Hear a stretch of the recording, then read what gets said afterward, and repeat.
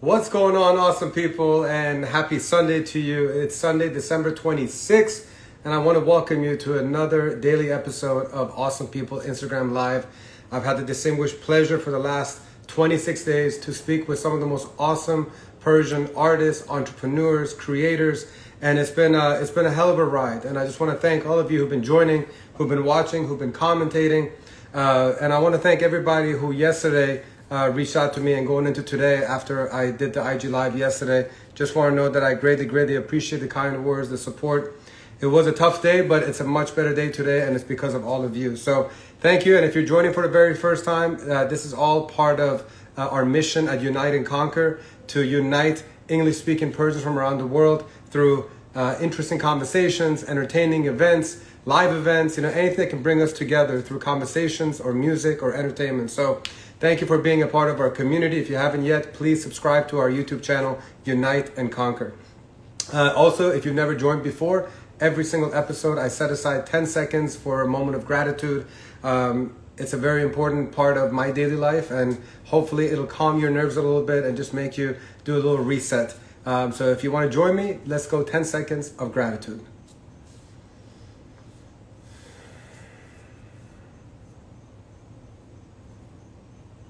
All right, appreciate you joining, and I hope that it recalibrates you as well, and that the rest of the day is one that's filled with more happiness and joy. Speaking of happiness and joy, this individual that I'm having today as my guest is truly a joy to listen to, not just vocally when she sings, but when she speaks from the heart. She in my book is the ultimate uniter, the kind of individuals that I wish I could clone and duplicate and have a million of, because when you have a million of individuals like Azam Ali, you are going to live in a much better world that's also going to sound amazing with beautiful melodies. So I think we need to just get right to it, and we got to invite Azam Can on. I'm just waiting for her to click the plus sign to send a request, and we can have her on. But while she does that, let me go ahead and give a little brief bio on this talented individual for those who don't know. So first of all, she's in a career which spans over 15 years and includes multiple collaborative and solo albums, as well as 2 prestigious Canadian JUNO Award nominations. And she has confirmed her place as being one of the most prolific, versatile, and gifted singers and composers on the international stage. She's truly a world artist, and that's why I'm really excited to have her here, because she's a great representation, not of just Persian, but also really serving the entire world with her talents. Her most notable work is, if you're familiar with the well-known band, is with the cutting-edge world music electronic acoustic project NIYAZ. And where she's had released 4 best-selling and critically acclaimed albums on 6 Degrees Records. So I see her right there, and I'm going to request her invitation right here, and we're going to from Los Angeles, California. بفرمایید. There's a 3-hour delay. Give it a second. Maybe I pressed the wrong button. Okay, let's do it again. See, that's my big fat syndrome. Oh, declined. Azam Can, why are you declining? Did you have a change of mind? If you don't mind, just send another request, please, and we'll hop on in a second. There it is. View request, go live. And here we go. Where are my Azam Ali and NIYAZ fans? Make sure you show her some love, comment, give her a nice warm welcome. Okay, I'm going to press request accept one more time. Let's go. There it is. Hi, Iman John. روز شما بخیر. مرسی عزیزم. عصر شما بخیر. Happy Sunday. I love your library. It's so beautiful. Oh, thank you. Thank you so much. Every home should have a library. I agree. I have only a shelf, but I need to make it a library. I tell my girlfriends, if you go on a first date and you go to the guy's house and there are no books, don't go on a second date. That's a good deciding factor. I can see where that's coming from. Well, I appreciate you making time. We have a short amount of time, unfortunately, and I have a lot of things that I want to definitely ask you about, just because I'm really fascinated about your career. But also, I was just saying earlier in the introduction that you, to me, are an ultimate uniter. When you perform, it's such a unifying message that you're sharing, not just with your music, which is universally known as a universal language, but you take it to the next level by, and I've watched many of your past performances, and where you mentioned where, borders are man-made, where you're not a believer in different nationalities and all that stuff. And I want you to kind of share with me how this thought, kind of not thought, but this ideology and this vision for a one person type of world kind of came about. Was it something from childhood because you moved around from Iran to India and America, or did it kind of grow as you got older as an artist? Definitely, it's from childhood. I was sent from Iran when I was 4 years old to study in an English boarding school in India, and that's because my parents were divorced, and I came from Muslim and Baha'i parents. So there was first that conflict of religion that kind of came into my household and family life, and because as a result of that, it tore the family apart. So I ended up going to India, and I think that being stripped of your identity at such a young age, your homeland and then your parents, it has very much this dual nature, like everything else in life. And it had its downside. Definitely, there's a trauma for any child who experiences that. But the positive side of it is that I grew up not being very invested in the identity I was so arbitrarily born with. And that means my geographical location, the religions I was born into. So it kind of required for me to create from a very young age my own sense of identity. And what does that mean to me, to be just a human being? And I became more invested in that concept over time, the concept of what it means to be a human being. And the more and more I investigated that, it led me to studying all different religions, and I fell in love with different cultures, particularly studying folkloric music of different cultures.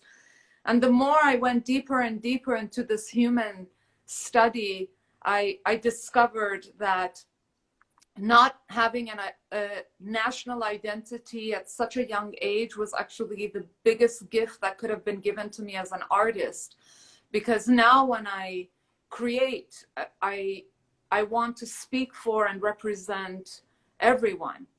It's a very inclusive approach to creating, so to speak.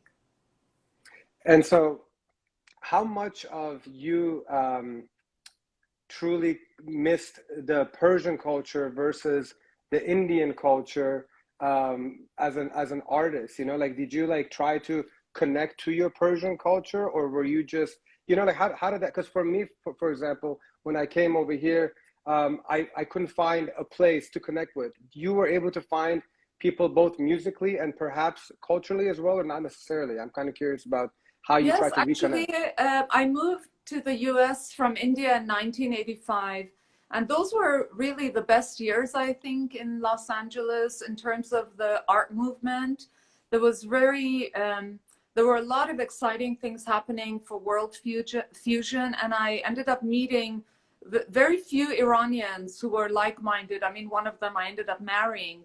But what happened when I came here is I was a teenager, so I became very curious about Iran, and suddenly I found myself with this large Iranian community. So I started just, I learned about Iranian culture in Los Angeles, really. And when I talk about Iranian culture, I'm not talking about Iranian culture in LA. I'm talking about Iranian culture back home.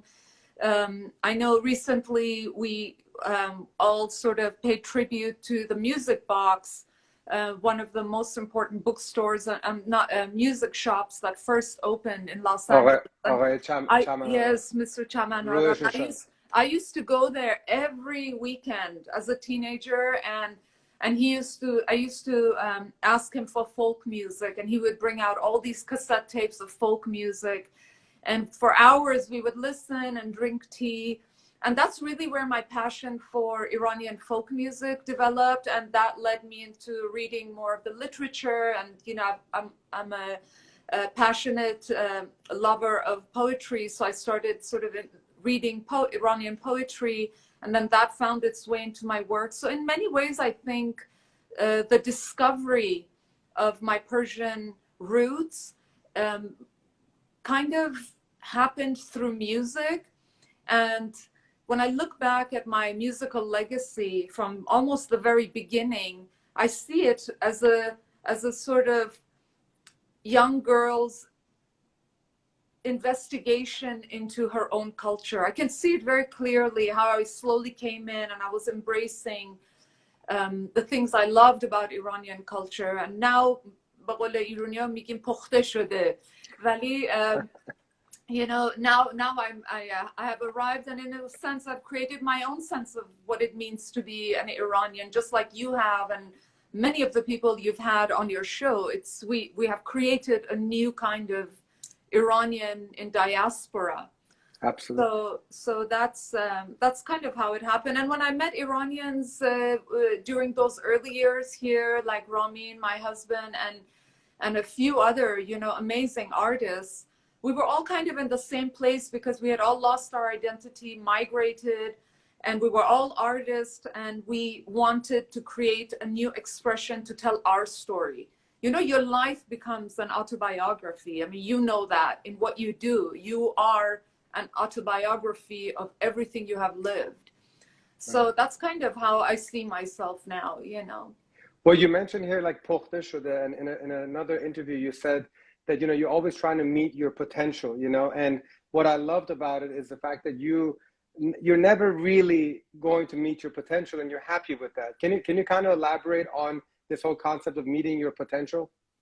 I think the day that you feel that you have finally arrived, so to speak, or met your potential is kind of the end. For me personally, I think of it as a sort of end, because there is, you know, it's such a ongoing journey. There is no destination. If you know what you know exactly what I mean. There is really no destination. There's always a new place to go, a new place to discover, and new challenges to overcome. And I'm obsessed with learning and becoming better. It's a side effect of having obsessive compulsive disorder, but it's a very good side of it. You know, I'm very detail oriented, I'm a perfectionist, and I always want to learn something new. I always want to try different things. So I think that feeling that you have, you know, whether it's a job, it doesn't matter. You don't have to be an artist to think that way. It could be that you are a teacher or a banker or whatever it is. But once you have decided that, you know, this is it for me, and you've just set up those walls, it's for me, I see it as a kind of death, because life is not like that. The sky is the limit, you know.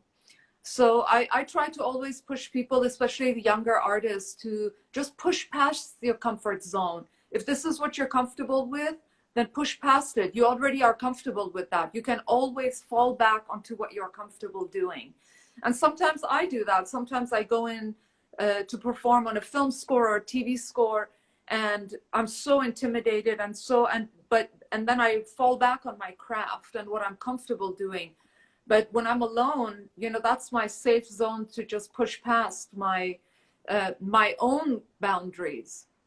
Because there are the external boundaries of geography and society, and then we have our internal boundaries that we all struggle with.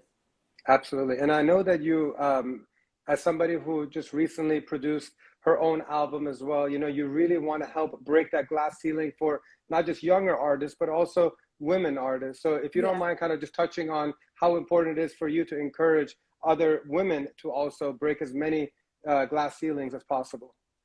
Well, I've faced two challenges in my career. One is as a woman, period. It doesn't matter. And then second, that I'm a Middle Eastern woman working in a predominantly white society. So there are those twofold challenges. But, you know, I never, ever let those get in the way. You know, I was always aware of them, but I never let it define the choices that I made or how hard I tried at any given task. What I wish for now in my career, at the stage that I am in my life and career, is to really help younger female artists to become as independent as possible. because still very much in the industry that I work in, women are mostly, they're brought in as artists, whether it's as singers or musicians, and it's usually the men at the helm, engineering, producing. And I was that woman for many years. I sat in the back while the male engineers engineered my records and co-produced with me, and I was just from the back. I would say, I like this or I don't like that. And then slowly I discovered that that was not really enough for me, and that I had the potential to do exactly what they were doing. So I started paying close attention and used every session as an opportunity to learn. And eventually it got to a point where I was able to produce an album from A to Z by myself. And there are women who are doing that, not enough, but it's just a matter of time. We just have to keep at it, and we have to also help younger women, to younger artists to kind of, it's a mindset that you have to sort of embrace, that, okay, you write songs and you're a great singer, but that's not the end of it. There's so much more, because the more you learn, the more tools you have, and the more refined and honest your expression becomes. So, sorry to cut you off. No, not at all. Let's imagine that there is, or let's take you back as if you were able to speak to 15-year-old you.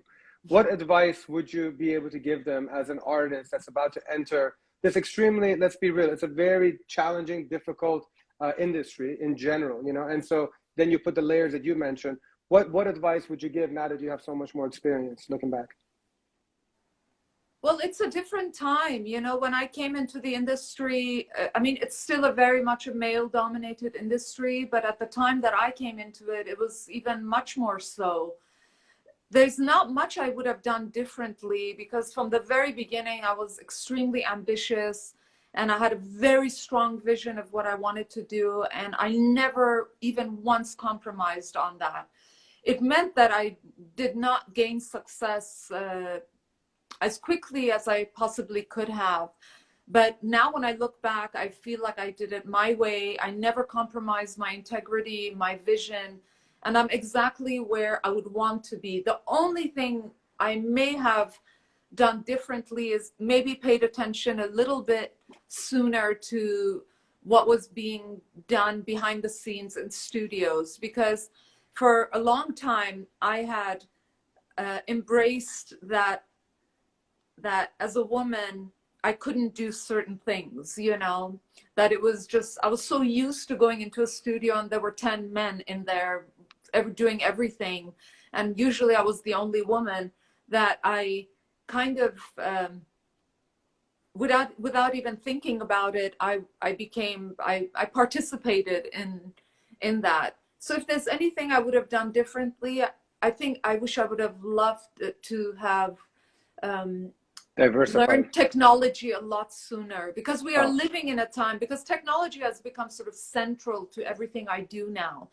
And it's what I tell every young artist, whether it's a male or female, that you cannot do virtually anything in this world today if you do not understand the technology behind it. Right. One other thing, and I think the reason why, correct me if I'm wrong, the reason why you wouldn't change much is because you were 100% authentic from the very get-go. And when you are being yourself, you know, that's all that matters. Even if you make mistakes, at least you did it being true to yourself. And in a lot of your writing, because obviously you write a lot of your lyrics, you do a lot of your own work, you do mention how you're transforming your pain into illumination. And I would appreciate you kind of like touching on more about the depth of your sadness and your vulnerability that you go to creating the work that you do in the hopes of illuminating, I guess, the lives of others. Well, you know, we have all, as immigrants, we have suffered so much loss. And for many of us, it's not just the loss of homeland and identity, it's also the loss of families, and it's just so many things. And how do you learn to live once again in a foreign land without extended family? I don't have any extended family. So there's a lot of pain that you carry with you. The memories of it are there. You know, they're in your physical body. I believe that. And I think that if you do not find a way to transform them, that's the key word here, is transformation. You have to learn how to transform your pain into something that can become useful to you and to others, because everybody suffers pain. And when you touch on that, and when you are able to transform it and express it honestly, it just cuts through all the BS of life, and you just touch people's hearts. I've seen it happen. It's miraculous the way it happens. It happens when I go and I hear somebody recite poetry, somebody give a talk.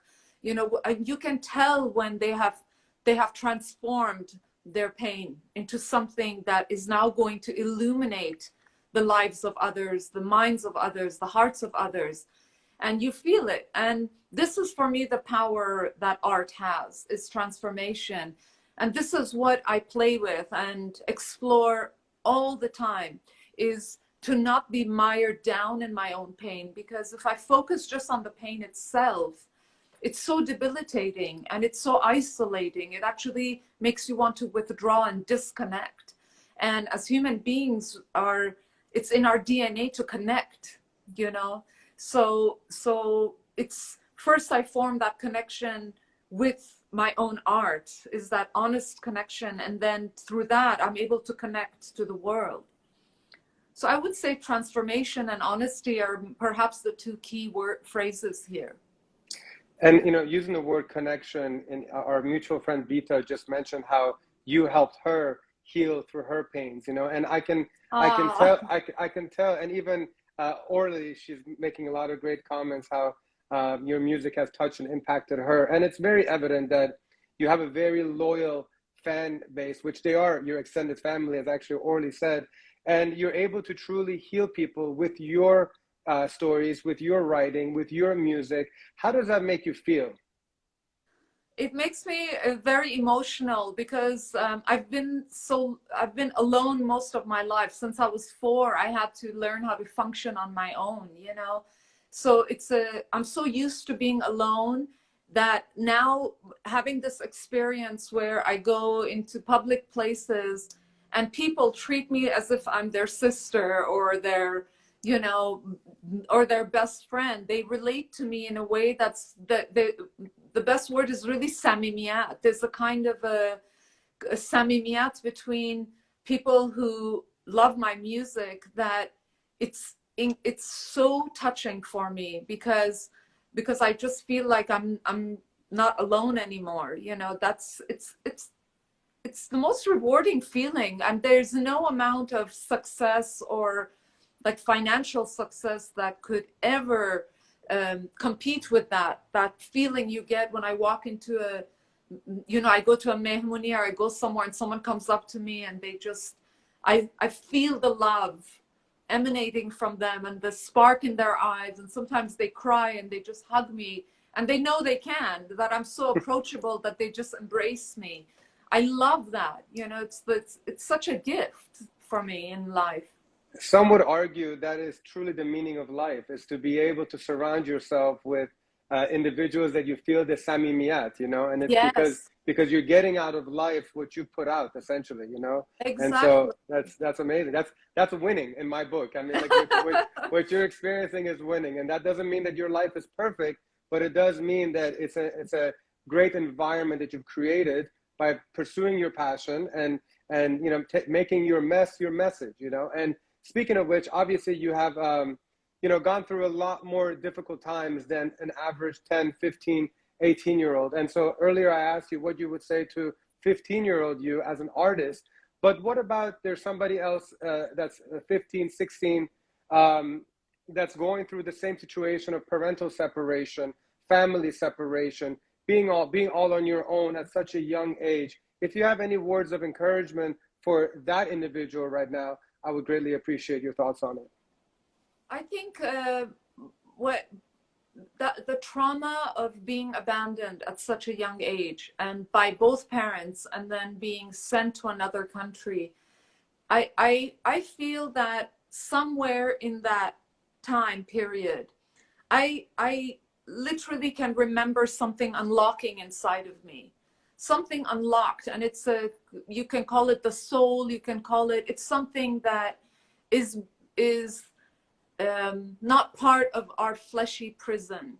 It's a kind of innate wisdom that I think we are all born with. And when that unlocked inside of me, I knew that I was not alone, in the sense that I was feeling alone in the world, and that I had to find what that voice was inside of me that was telling me that I was connected to something bigger. That's the only way I can say it, is that when the world betrays you, or you feel disconnected, because for me disconnection is really the word. When you feel disconnected, it's a very, very depressing and debilitating feeling. And there's that voice inside of you that wants to be connected, that soul inside of you that wants to connect to everyone and everything. It's human nature. And yeah. you just have to find whatever it is. It's a self-discovery. There is no one anecdote for it, or one you just have to try different things in life, and then suddenly through that, I had to go and study classical dance, and I didn't have that expression there. And when I discovered music, I suddenly found the language, because you're looking for the language that inner voice can express itself with. It's that deep, deep inner voice, and you have to find its language. And that language is somewhere buried inside each and every single one of us. And once you find that language, then you begin to communicate with yourself first. And then the healing begins. And then you learn how to use that language and that voice to communicate to others. So I just encourage, I'm like the khale that everybody sends their kids to. They're like, my daughter is going through this, she's smoking too much pot. Can I send her to you for a few days? I'm like, send her over, and that's just what I do. No, seriously, I am that person. Well, what a blessing. What a blessing. People are like, can they come to you? They come to me. They feel safe to share with me. Even boys, young, like teenage boys can talk to me, or even younger than that. And I think it's just, I don't judge people, and I help them to kind of just tune into that inner voice and find that language. What is your language? You have that language, and use that language to communicate. So that's what I would say to that. You need to start your own podcast, Azam. You need to connect with people. So on a closing note, just as the last few minutes, so connection is obviously important for you. It's important for your fans. And that was, separated for a while because of COVID. So how did COVID impact you, and what can we look forward to in the months to come as hopefully things get better and better each day? Well, definitely, I think like most people, the past 2 years have been the most challenging in my adult life, and partially because I'm a mother of a almost 14-year-old now. So seeing him go through the most important years of his life, isolated from the world, that has been even more difficult for me, because as in our age, to lose a year or 2 years or even 5 years, it's not a big deal. But when you see younger people, it's monumental for them, that 1 year, that 6 months. Sure. So that has been the most challenging. In terms of everyday life, my life actually didn't change that much, because I have a wonderful studio outside my home, which is actually part of my home. So we work here. And the only part that really has impacted us is the performing arts, because we perform as part of the performing arts series at universities and sort of high-end theaters. So that's just kind of gone away. And it's not just impacted artists, but it's all the people connected to our business, from the lighting people, from caterers, from booking agents, from presenters, promoters, all kinds of. So I feel that that's never ever going to go back to the way that it was.